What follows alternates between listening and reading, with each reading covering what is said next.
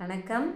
விசேஷங்கள் திருவிழாக்கள் ஏதாவது நடந்ததுன்னா நம்ம மாவிலையை வச்சு தோரணம் கட்டுறோம். அது எதனால் கட்டுறோன்னா, மாவிலைக்கு துஷ்ட தேவதைகளை தடுத்து நிறுத்துகிற ஆற்றல் உண்டு. நல்ல சக்தியை மட்டும்தான் உள்ளே இழுத்துக்கும், துஷ்ட சக்திகள் எல்லாம் அது அப்படியே நிறுத்திடும்.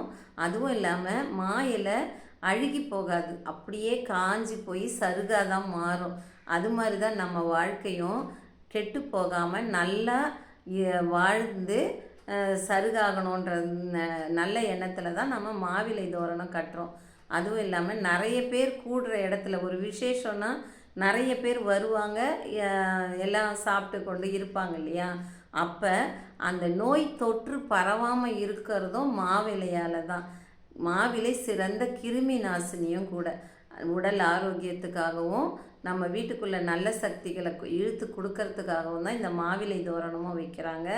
அதுவும் இல்லாமல் விசேஷம்லாம் நடக்கிறப்ப கலசத்துலேயும் மாவிலை எதுக்கு வைக்கிறாங்கன்னா, நம்ம மேலே இருக்கிற எந்த ஒரு தீய சக்தியும் யாரையும் அணுகக்கூடாதுன்றதுக்காக தான். நாளை வேறு ஒரு தகவலுடன் நினைக்கிறேன். நன்றி, வணக்கம்.